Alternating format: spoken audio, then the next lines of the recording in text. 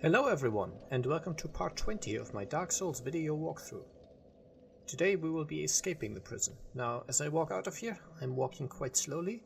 This way I can make sure the man-serpents don't aggro onto me, and I can get to the ladder without having to fight them.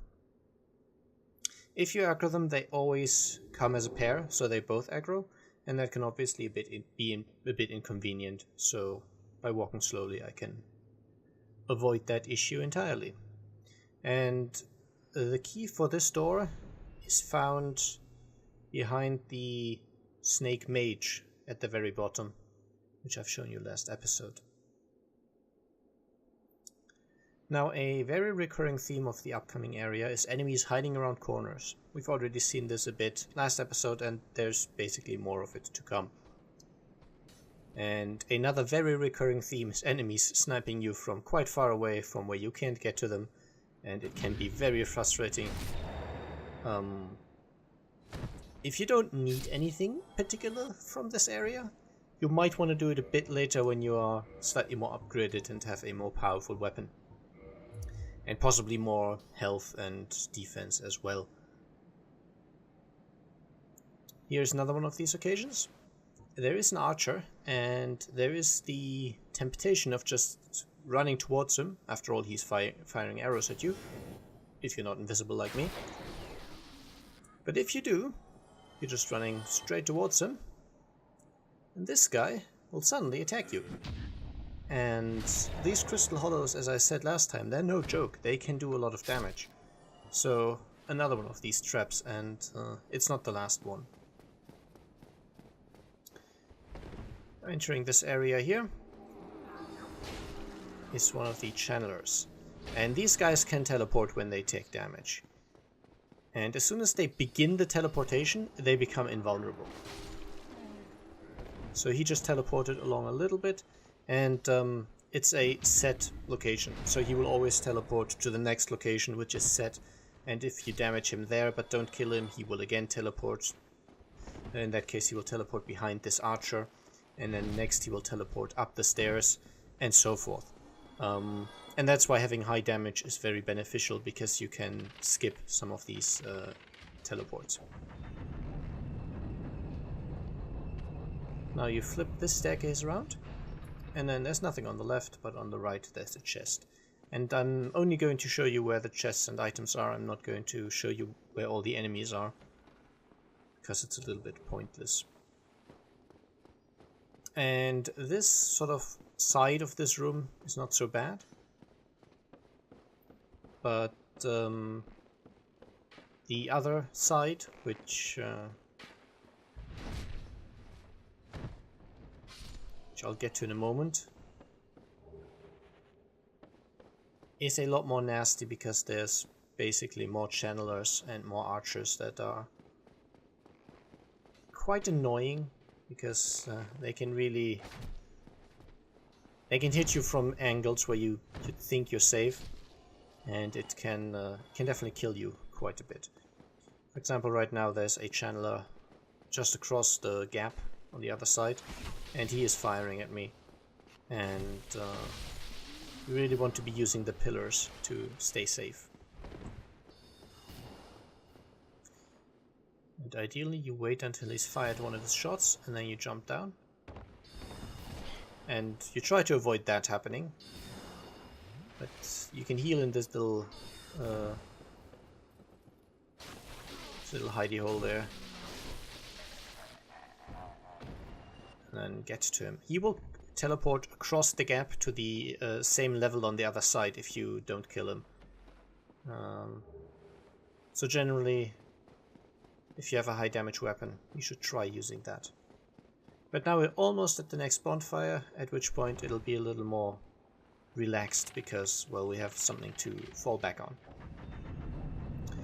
So now we flip the other staircase right here, and just run down.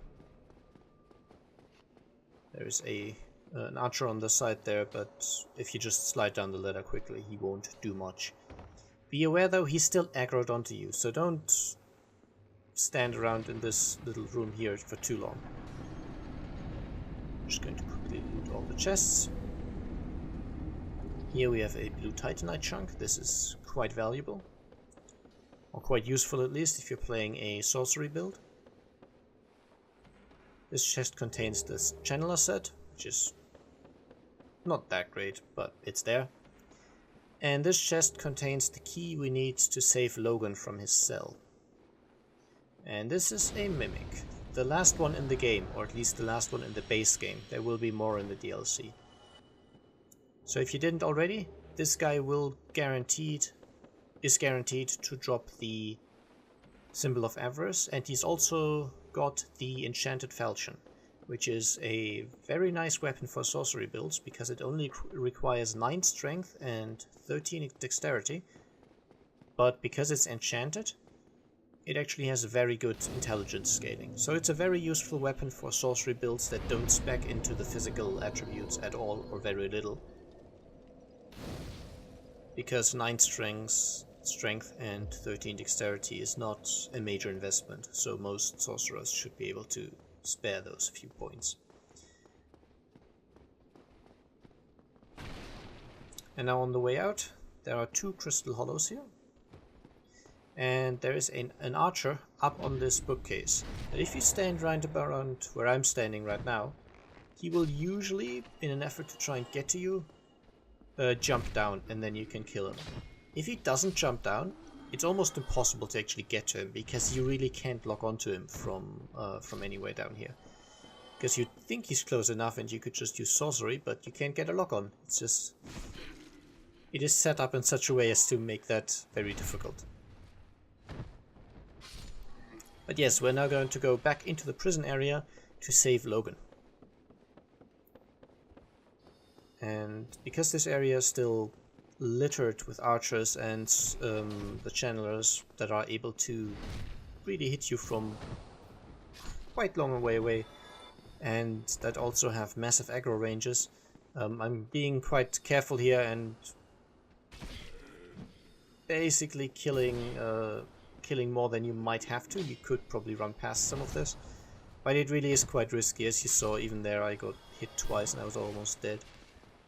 It's less of an issue if you're playing high defense and high vitality builds, but I just don't. And you can still get body blocked in nasty ways, and that can cause real issues, so I apologize for the sirens. And this Chandler here, I'm just going to hit him once. He will then teleport away, but that's fine. I just want to go back to the prison, so I don't need to kill him right now.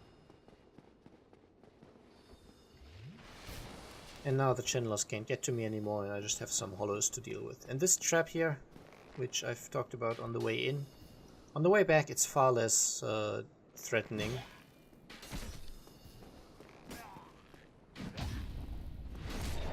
Simply because you can draw out the sword-wielding crystal hollow.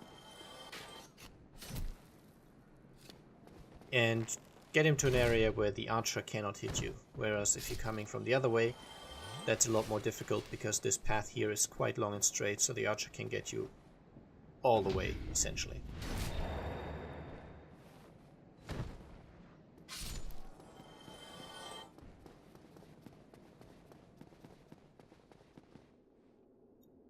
Now you are also about to see why I chose to close all the cells on my way out last time.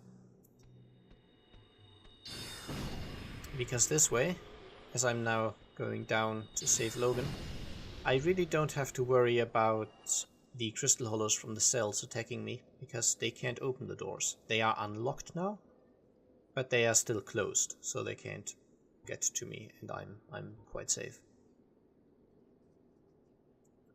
And obviously Logan has been teaching us quite a few spells already, and by saving him, we will unlock him as the final sorcery merchant, which for some of my characters is quite relevant.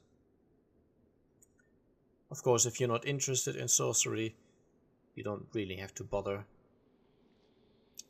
The rewards for his questline are not interesting at all to someone who doesn't want to do magic. Now, all of these Pisakas are non-aggressive at this point, or rather they are not mobile. They still attack you if you get quite close, but sorcery is definitely able to outrange them. And they're no longer climbing up the stairs because we stopped the music, so we are quite safe. And I didn't specifically mention it, but they do have a good drop rate of humanity, so you can farm them if you so desire. Oh, thank you very much. I'm saved. That makes twice. I must be sure to repay you. I will visit the archives. If I discover any new spells, I shall share them with you. Prepare to be impressed by the onward march of sorcery. And there's one final item in his cell, which is actually the 4th Firekeeper soul that exists as a standard lootable item in the world. You can get more Firekeeper souls by killing the Firekeepers, but you can only get the 4 ones that I've shown you so far just from the normal game. Okay, now there's one more item to get, which is a bit of a pain. And I really can't give you any clear and good instructions on how to get it. I'll show you how I've gotten it. But there is some specific timing involved, and I have not been able to find a convenient and easy way to make the timing work out. But first we're going to kill a bunch of crystal hollows. This guy would just annoy us as we move along, so I'm killing him. The Chandler is still firing at me, but he's a little too far away to do any actual damage. But now we're going through here. This was previously blocked, but when we opened the shortcut to the bonfire, this also opened up, and this is the area where we entered Duke's Archives in the first place. You might remember. To my right at the moment is the elevator that I took up to the first encounter with Seath the Scaleless, where he killed us. Or he killed me, rather. And these are the 2 archers that were on the stairs. Tackling this area from the other side is actually quite a lot easier. And here we have Chandler using the heavy attacks on the Zweihander. It's very convenient because he gets knocked down, so he's incapable of using his teleportation to make a nuisance of himself. And I will show you why I killed those archers in a bit, but they can really mess you up and it's very frustrating, so I would definitely suggest you kill them unless you're quite confident that you don't need to, but I would definitely suggest you do it.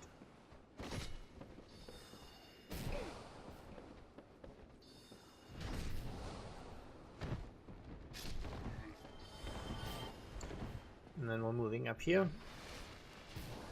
And there's this Chandler to kill as well.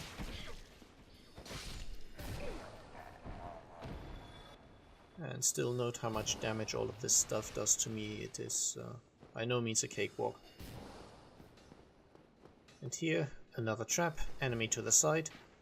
I just ran past them to quickly kill these 2 hollows because I knew I could. And I was able to do it before this sword-wielding crystal hollow got to me.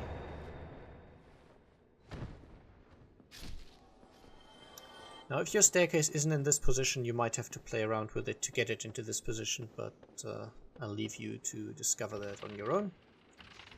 And this is where it gets really annoying, because you have to jump down off this while it's moving, and the timing is just a pain. And you get the Avalon from this. And you want to kill the archers, because they can otherwise snipe you just as you land and kill you instantly, and it's a massive annoyance. Alright, that was all for this episode. I hope you enjoyed. Have a good day. Bye bye.